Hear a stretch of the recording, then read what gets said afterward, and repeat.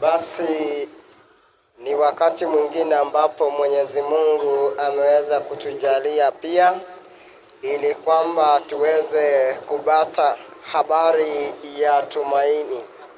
Na hivyo basi ninawaalika nyote mahali mlimo, chukua nafasi yako, chukua kalamu na uweze kuchukua karatasi ili uweze kupata kubarikiwa.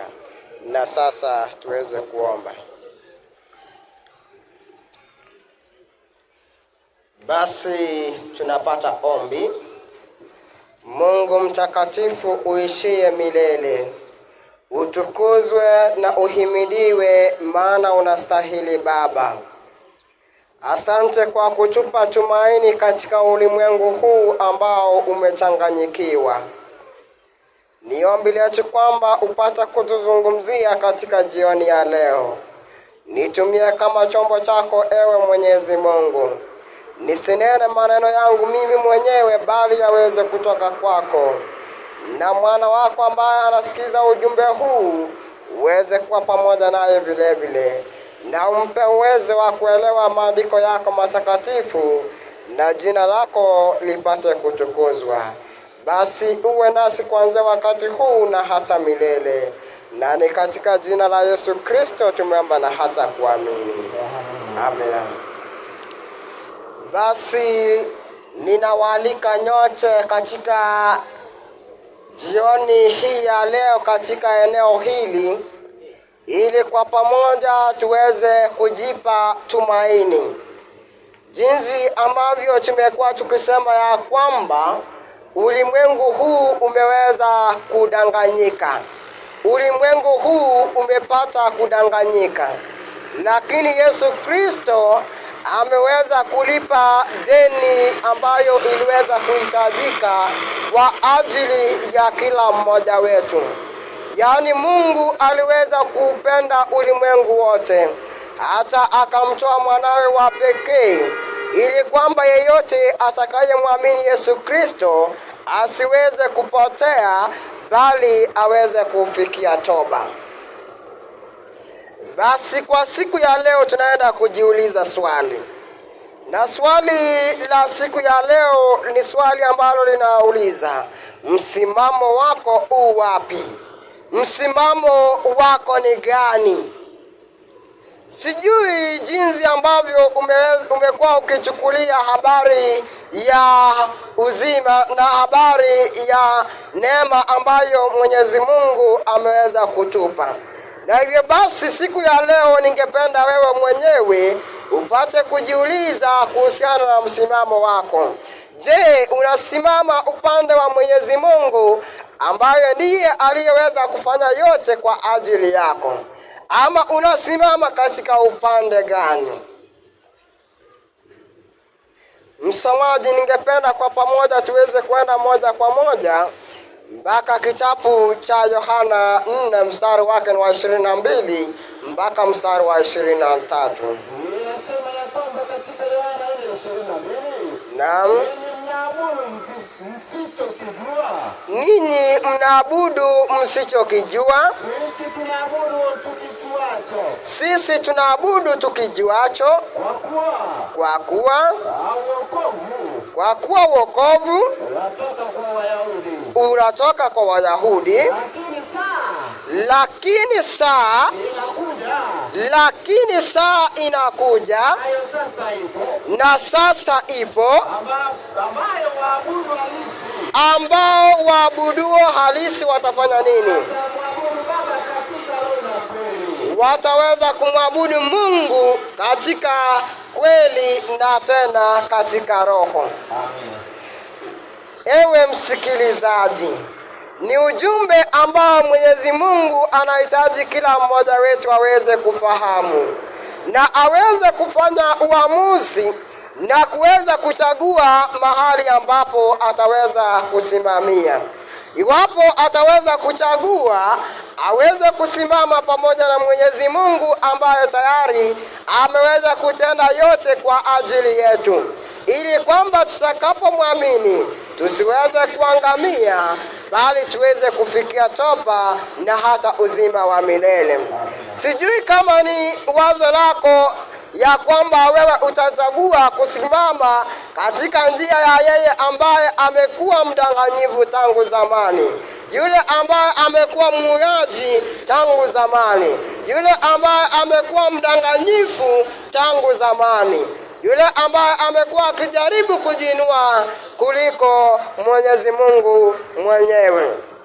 Hivyo basi, siku ya leo ni ombi letu ya kwamba Mungu aweze kumsaidia kila mmoja wetu, tuweze kufanya uamuzi wa kujua ni nani tutakaye enenda na kufuata njia zake. Mungu amesema ya kwamba katika nyakati hizi za zamani, ama nyakati hizi samahani, anawatafuta wale wote ambao wataweza kumwabudu katika kweli na tena katika roho. Sababu kuu ambao sisi kama watu wa Mungu tunahitajika kuabudu ni kwa sababu Mungu ameweza kututendea yale yote ambayo sisi wenyewe hatukuwa na uwezo wa kuyatenda. Sisi kama wanadamu tulikuwa tumefanywa watumwa dhambini, lakini Kristo akachukua hatua, akanyenyekea msalabani, akamlilia Mwenyezi Mungu, Eloi Eloi lama sabaktani. Akamlilia Mwenyezi Mungu, maana aliweza kuelewa jinsi ambavyo dhambi ziliweza kututenganisha sisi na Mwenyezi Mungu. Na hivyo basi aliweza kutenda hayo yote, akapitia changamoto zote ambazo sisi kama wanadamu tulistahili kupitia. Na hivyo basi Mungu anahitaji kila mmoja wetu aweze kujinyenyekeza mbeleni mwake, aweze kufahamu ya kwamba Mungu ameweza kumtendea kila ambacho yeye mwenyewe hakustahili kukitenda.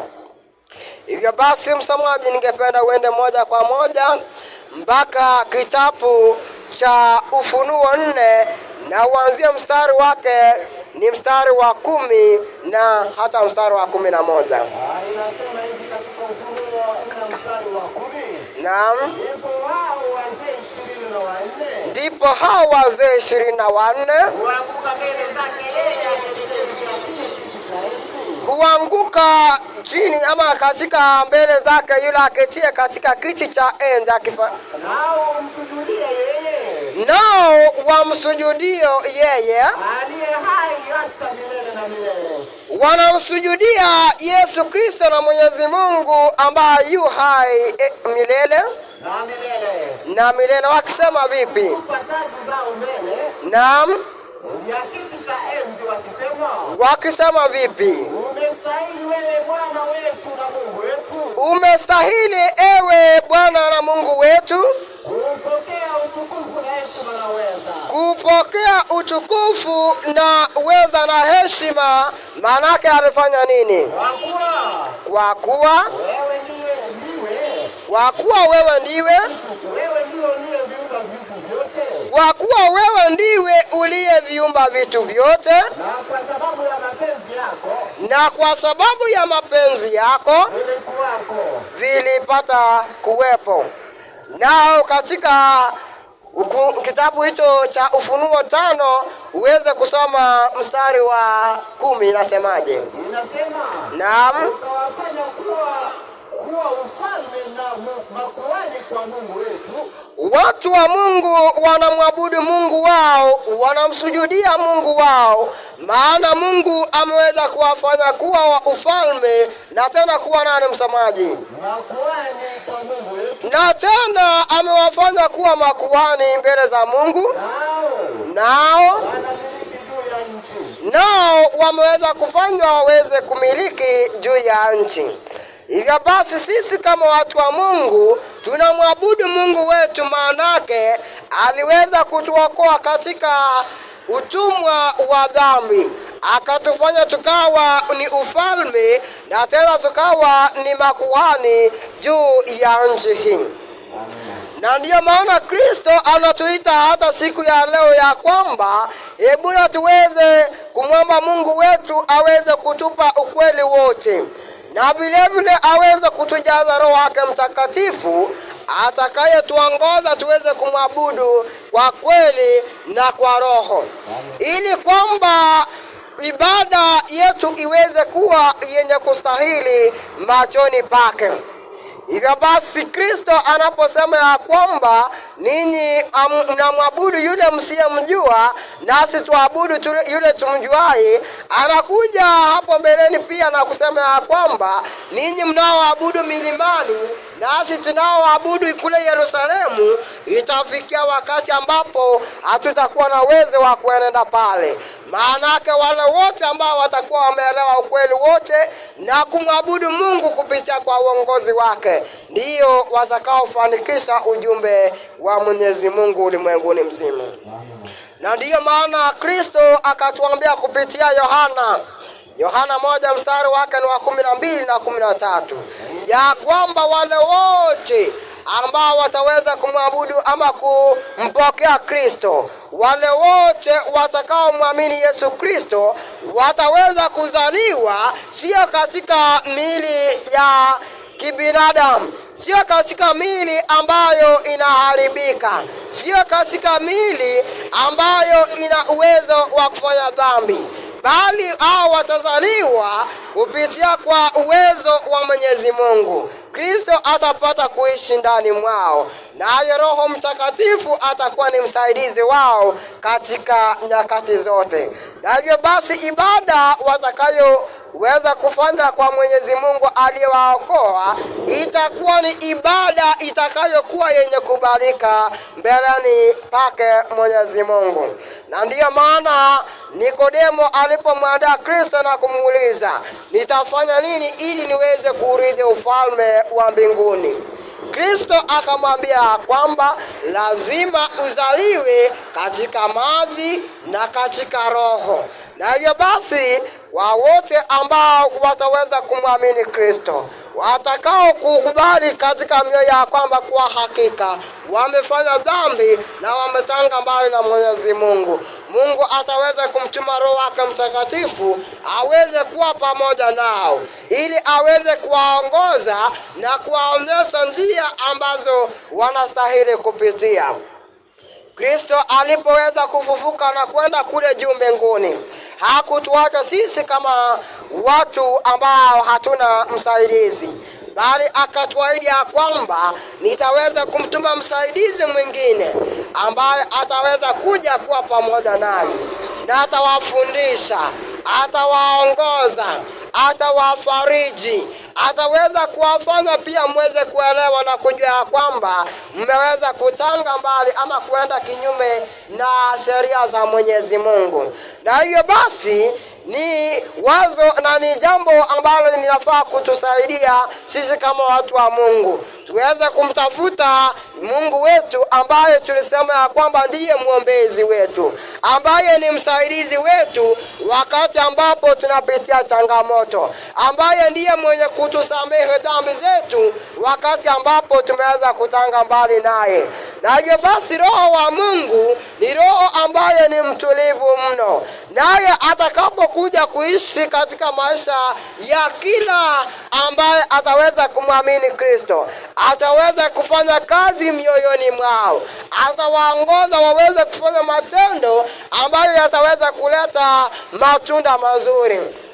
Sio kama vile watu wengine ambao wanasema ya kwamba pasipokuwa na Roho Mtakatifu hawezi hata kuzungumza katika lugha, hawezi kufanya mambo mengine ambayo wanasema ama wanadai kwamba ni vivyo. Lakini Roho wa Mungu atakapokujia, atakuelekeza pole pole, akuelekeze katika kumfanyia Mungu wetu ibada ambayo inastahili machoni pake. Na hiyo basi ningependa kwa uwezo wa Mungu tuweze kufika hata kitabu cha waraka wa kwanza wa Wafalme, mlango wake ni mlango wa 17. Samahani, unaweza fika mlango wa 18. Wafalme, kitabu ni waraka wa kwanza wa Wafalme Naam, 18. 18. Anzia mstari wa 21. Inasema ya kwamba Naam. naye Elia akawakaribia watu. Naye Elia akawakaribia watu. Akanena akisema vipi?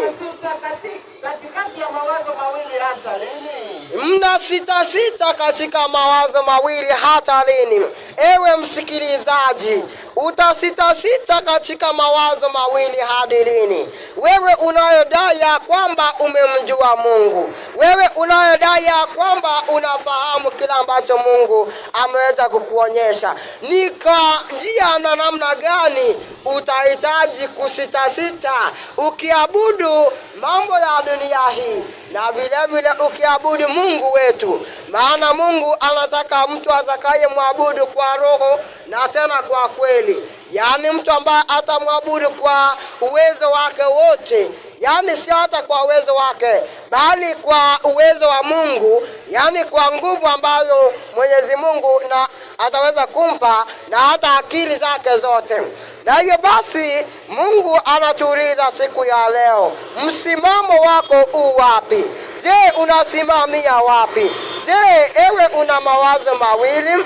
Je, unaabudu Mungu siku ya leo? Kesho we unaenda na kuzitumikia dunia hii, hasa yule mwovu ambaye amekuwa mdanganyifu, akiwaelekeza watu wa Mungu waende kinyume na Mungu ambaye aliwaokoa na kuwapenda ili wasiweze kuangamia.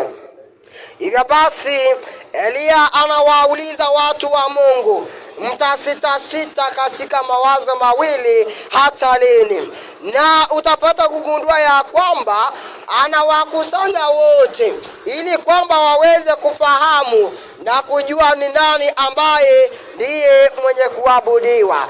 Maana yake walikuwa wameanza kujifanyia miungu, wakawa na yule Baali na Ashera, na hata wakajifanyia manabii wao wa uongo ambao waliweza kuwafanya watu wa Mungu wakaweza kupotoka katika zizi ambalo Mungu mwenyewe alikuwa ameweza kuwaambia waweze kukaa pale. Na vivyo basi akasemaje katika mstari wa 26, msomaji?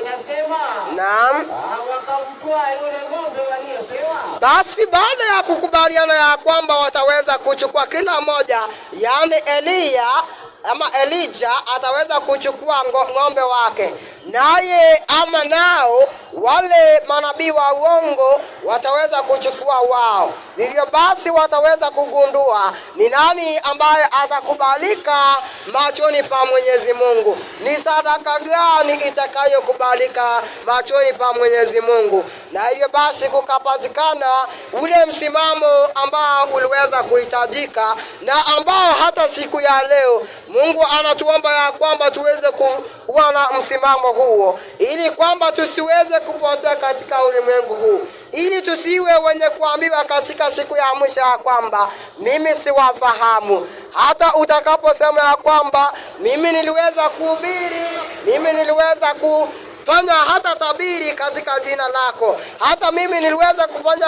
miujiza na mengine yote, Mungu atakwambia kwamba mimi sikufahamu. Na hivyo basi Mungu anatuambia kwamba yeyote ambaye anakiri ama ambaye anakubali ya kwamba Yesu Kristo ndiye aliyekufa kwa ajili ya dhambi zake, ataweza kufanya uamuzi na uchunguzi mwingi kutoka kwa neno la Mungu, ajue Mungu wetu aliyetuokoa anataka tuweze kufanya nini, anataka tuweze kumwabudu kwa namna gani. Na hivyo basi msomaji, endelea.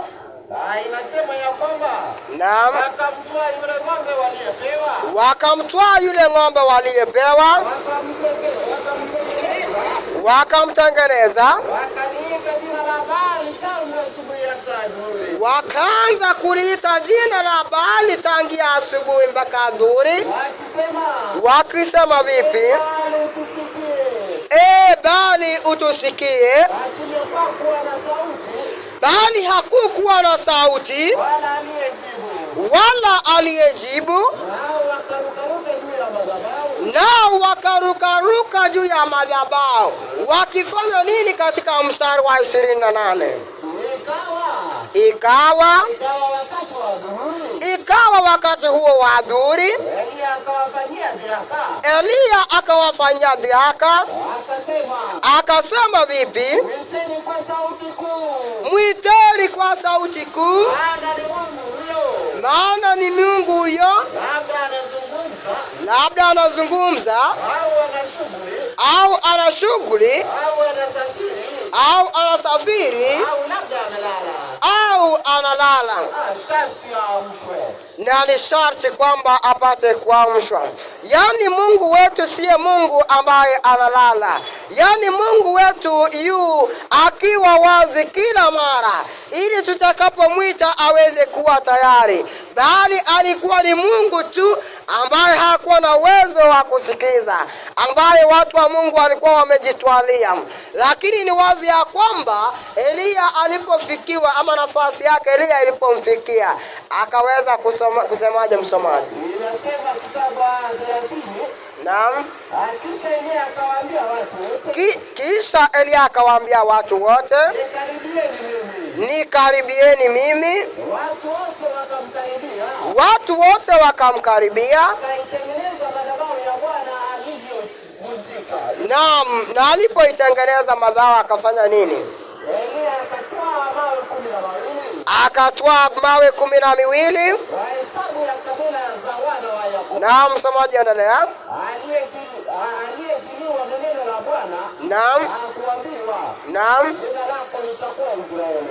Asante, endelea msomaji.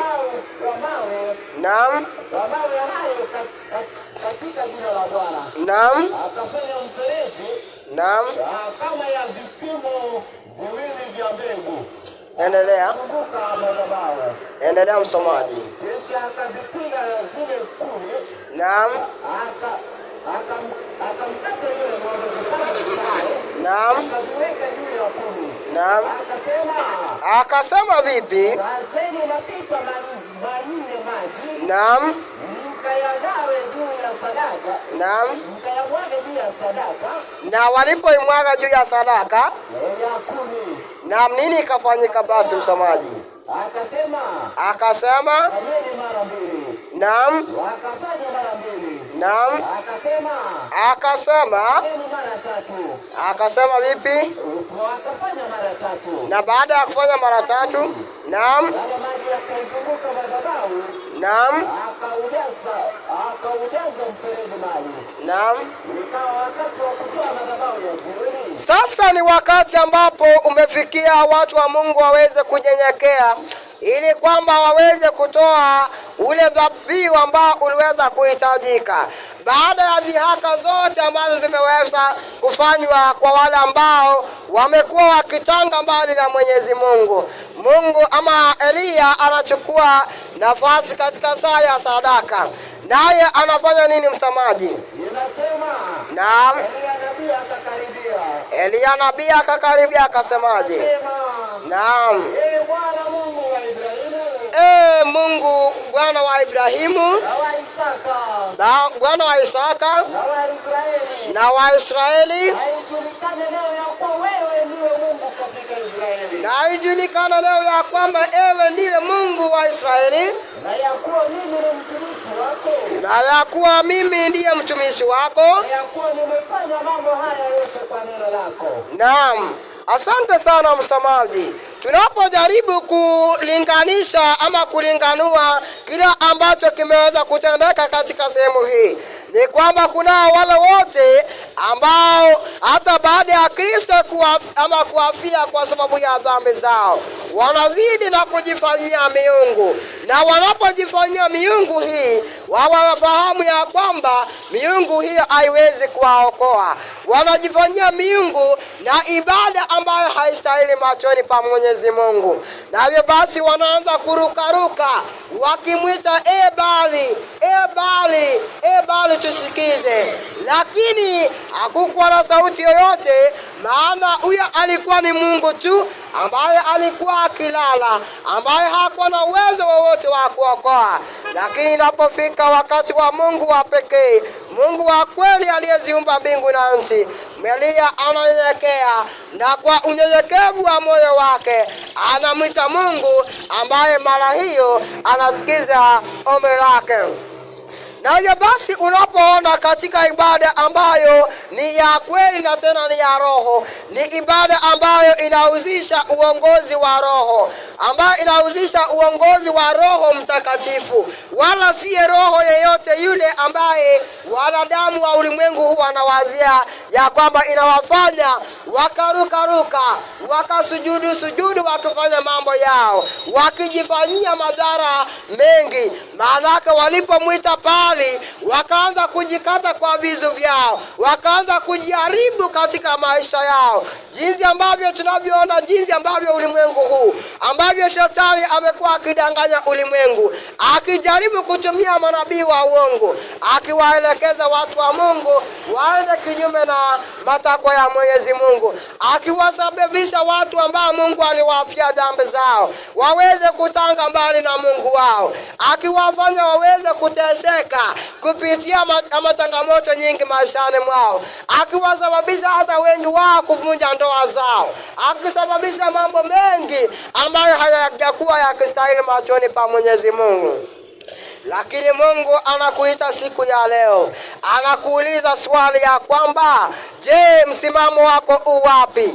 Maanake aliweza kumtumia mtumishi wake Elijah, akamwambia kwamba basi ni wakati wa kuambia watu wa Mungu waweze kufanya uamuzi iwapo wataweza kusimama kwa Mwenyezi Mungu na waweze kumtolea Mungu ibada ambayo inastahili, yani ambayo inaonyesha kwamba kwa kweli Mungu aliweza kumtoa mwanawe wa pekee, ili kwamba yeyote ambaye atamwamini, ili yeyote ambaye ataweza kutoa moyo wake amwambie Mungu, nihurumie mimi yule ambaye sina uwezo wowote, nifunulie ukweli wako wote ambavyo iko katika neno la Mungu. Mungu anasema ya kwamba atamwokoa huyu, atamwelekeza katika njia inayofaa. Maana yeyote ambaye atasikiza sauti ya Mungu na kumwambia Mungu ya kwamba mimi sina uwezo wowote, Mungu ataweza kumwokoa, maana hajaweza kufanya moyo wake ukawa ni mgumu. Utakapoelekea kitabu cha waraka huo wa pili wa Wafalme, mlango wake ni wa 17. Msomaji, ningependa uweze kusoma mstari wake wa 30. Naam. Inasemaje msomaji? Samahani, ana mstari wa 32. Naam. Basi na wakaliita jina la Bwana, nao wakajifanyia wengi wao kuwa ni makuhani, naam, ambao naam. Endelea mstari wa 33 msomaji. Wakamcha Bwana na vile vile wakaweza kutumikia miungu yao wenyewe pia. Yani hawa watu wana mawazo ama wana mafikra mawili, hawana msimamo, hawajachagua iwapo watamtumikia Mungu wao au iwapo wataweza kutumikia miungu ambazo wameweza kujitengenezea wenyewe. Na hiyo basi Mungu anaweza kuwaita, anawaambia katika kitabu cha Isaya 29 mstari wake wa 11 na mstari wa 10 hadi mstari wa 13 ya kwamba ninyi sasa muweze kufanya uamuzi, msiweze kulitaja jina la Mungu wetu kwa dhihaka, msiweze kumtumikia Mungu wetu huku mkiziabudu miungu yenu, bali muweze kufanya uamuzi siku ya leo mkamtumikie Mungu wetu wa pekee, Mungu aliyeziumba mbingu na nchi, Mungu aliyetupenda kiasi ya kwamba akamtoa mwanawe wa pekee, ili kwamba yeyote atakayemwamini asiangamie bali awe na uzima wa milele. Msamaji, na Juma amefika pale 29 mstari wake wa 11 hata mstari wa 13. Inasemaje msamaji? na maono yote yamekuwa kwenu kama maneno ya chuo naam kilichotiwa muhuri, naam ambacho watu huomba mtu aliye na maarifa, naam wakisema, naam tafadhali ukisome hiki. naam Akasema, naam. siwezi. Hawa basi ni watu ambao Mungu angependa waweze kufahamu ukweli huu, waweze kufahamu kile ambacho Mungu wao ameweza kuandalia. Maanake wengi wameweza kutanga mbali na Mwenyezi Mungu, wamejitengenezea ibada ambayo inakusudia kujipatia ama kujipatia fedha wenyewe. Wamejisababishia ibada ambayo hawamtambui yule aliyewaokoa. Na hivyo basi Mungu anasema ya kwamba wale wote ambao wamempokea kwa kweli, wale wote ambao wanahitaji kumwabudu Mungu aliyewakomboa, lazima waelewe mapenzi yake Mungu wao, waweze kuenenda kulingana na njia zile ambazo Mungu ameweza kuwapa. Wasienende kulingana na sheria zao ambao wamejitengenezea wenyewe, wasienende kulingana na mafundisho yao wenyewe, bali waweze kushika vizuri neno la Mungu, wawe na uwezo wa kutafsiri vizuri kila ambacho Mungu ameweza kutupa kupitia maandiko matakatifu. Na hivyo basi ibada itakayofanyika kwa ajili ya kumsujudia Mungu wetu itakuwa ni ibada ya kweli, ibada ambayo haina vitina, ibada ambayo haina uovu wowote, bali utakuwa umekamilika machoni pa Mwenyezi Mungu wetu. Hivyo basi mstari wa 13 inasemaje msomaji? Bwana akanena akisema vipi? Watu hawa wananiabudu kwa ndimi zao, lakini bali mioyo yao imbali ama imefarakana na Mwenyezi Mungu. Itakuwaje sisi kama watu wa Mungu ambaye hatukuwa tunastahili chochote? Yesu Kristo akaweza kutoa nafsi yake, akafa kwa ajili ya kila mmoja wetu, kisha sisi tunatanga mbali naye. Hatutaki hata kusikiza kila ambacho Mungu wetu anatuzungumzia.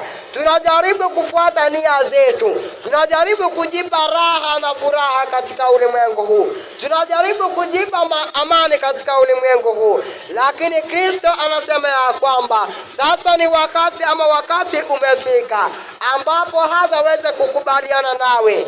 Maanake anataka watu wote watakao mwabudu katika kweli na katika Roho wake Mtakatifu, watakao kuwa na utulivu, watakao kamilika katika mioyo yao, watakao kuwa na nia moja, watakao zishika sheria za Mwenyezi Mungu, watakaofuata maagizo za Mwenyezi Mungu, na wataokolewa, watakuwa tayari kumwabudu Mungu wao ambaye aliweza kutoa vyote kwa ajili yao.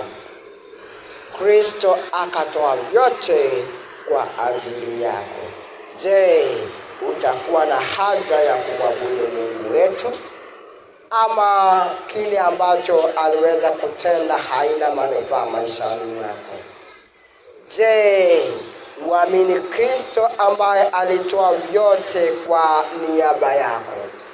Je, una uamuzi upi maishani mwako? Je, utaamua kusimama katika njia za Mwenyezi Mungu? Je, utaamua kumwabudu Mungu wetu ambaye alituokoa kwa kumtuma mwana wake aliyeangikwa msalabani ili usiangamie? Ama umetosheka na ibada ambayo Ibilisi, ambaye ni mdanganyifu, ambaye ni mwovu, ambaye alidanganya wazazi wetu na bado anafanya udanganyifu ulimwengu huu, ambaye anajaribu kujiinua pia aweze kufanywa kuwa Mungu, anayeleta tu kasoro kidogo na kuchanganya na ukweli, kisha wanadamu wanadhania kwamba ni Mungu wanayemwabudu. Ni ombi langu kwamba uweze kufanya moyo wako uwe mwepesi, uweze kumwambia Mungu aweze kutuhurumia sisi sote, aweze kufungua mioyo yetu, tupate kuelewa ukweli ambao anataka tuweze kujua, nasi kwa hakika tutakuwa na uwezo wa kuokolewa milele. Hivyo basi, kama ni ombi lako ya kwamba Kristo uliweza kutoa vyote kwa ajili yangu, yaani sikuwa na chochote cha kuweza kukupa ili niweze kuokolewa, na hiyo basi nitaweza kukufanyia ibada inayostahili machoni pako. Nitaweza kutafuta uso wako siku zote ili uweze kunionyesha njia inayofaa, ili niweze kujua kila ambacho unahitaji niweze kufanya. Uweze kusimama mahali ulipo, iwapo ni dukani, iwapo ni katika kundi hili, hata iwapo ni popote pale ulipo, hata kama ni nyumbani, uwe na ombi katika moyo wako ya kwamba Kristo aweze kukusaidia, ya kwamba Kristo aweze kutusaidia ili tuweze kufikia toba na wokovu wa milele. Maana Kristo alitenda yote, alilipa deni yote ili tusiangamie. Tusimame ili tupate ombi kama hilo ndilo ombi lako. Basi tutaweza kupata ombi. Mungu uliyetupenda, wewe uliyeumba mbingu na nchi, na wakati ambapo sisi tulitanga mbali nawe na tukawa wenye kutostahili machoni pako, nawe ukachukua hatua na kutuokoa, tunajinyenyekeza miguuni pako pia jioni ya leo, tukiomba msamaha kwa sababu ya yale yote ambayo tumeweza kutenda kinyume na mapenzi yako. Tunakushukuru Baba kwa sababu uliweza kusimama kwa niaba yetu. Ni ombi letu kwamba uweze kutusaidia tuweze kuwa na msimamo imara, tuwe na msimamo katika upande wako, ewe Mungu wa pekee wa kweli. Tufunulie ukweli wako wote. Roho wako Mtakatifu awe pamoja nasi, ili aweze kuwa msaidizi na tena mfariji na mwalimu atakayetuongoza katika kweli wote, ili tuweze kukufanyia ibada inayostahili machoni pako. Asante kwa kunitumia kama chombo chako.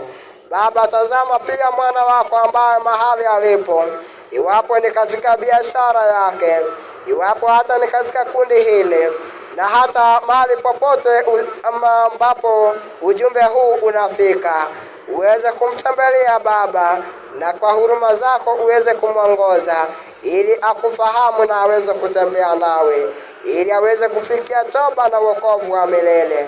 Baba, simama nasi kuanzia wakati huu hata siku ile utakaporejea, tutakaposema kwa hakika wewe ndiwe Mungu ambaye tumekuwa tukikungoja ili uweze utuokoe. Na katika jina lako Yesu Kristo tumeomba na hata kuamini. Amen. Mungu wa upendo, Mungu mkombozi wetu, awe pamoja nanyi hata mnapofanya mioyoni ama mnapoamua mioyoni yenu ya kwamba Mungu apate kuzungumza na